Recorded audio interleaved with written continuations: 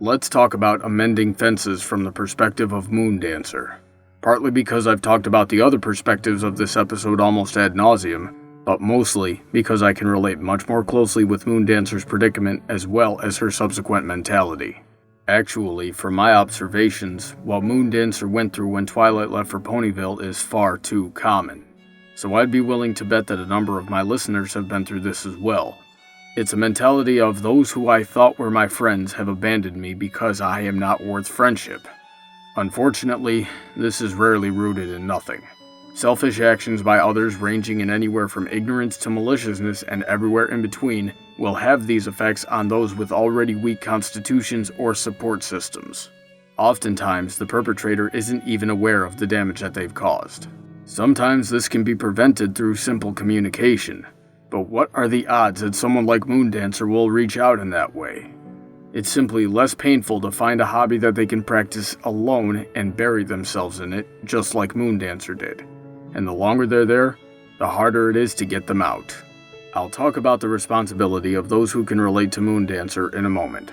But for now, I would like to highly encourage everyone listening to look deep within and ask yourself, when have I done to others what Twilight did to Moondancer? There's likely someone out there that's going through a lot of pain caused by misplaced priorities.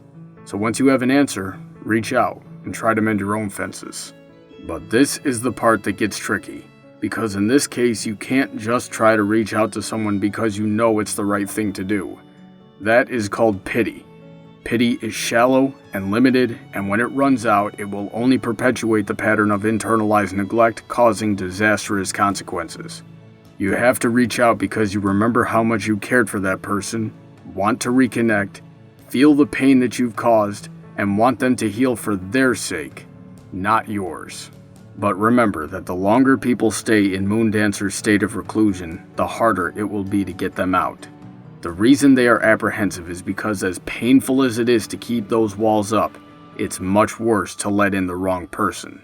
The only way to fix this is to disprove their prior experiences. So when you reach out to embrace the Moondancers of your life and they recoil in apprehension, you need to reach out further and pull them back in. Actions speak louder than words, and persistence is victory. Nobody in their right mind can deny your desire to mend broken ties if your efforts are genuine and consistent. And finally, returning to those who can relate to Moondancer, myself included.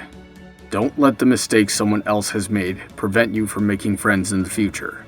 The same way Moondancer looked around and saw that she had friendship with Minuet, Lemonhearts, Twinkleshine, the librarian, the bookseller, and her sister, I can guarantee you that you have the same bonds with others around you. Stand up for yourself. Reach out to those you care about and express your concern when you feel neglected. Our friends don't always know that they've neglected us, so amending fences is just as much our responsibility as it is the Twilight Sparkles of our lives. Don't surround yourself with walls to keep others out. Instead, surround yourselves with the right people. You're loved somewhere, even if you don't know it yet. Through Twilight's persistence, she was able to make Moondancer see this for herself. I myself am currently living through a similar situation, so I hope that we can all do the same. And that's the moral of the story. If you have anything you would like to hear discussed or reviewed, you can drop your suggestions by following BronyBuck on Tumblr or sending an email to bronydebates@gmail.com.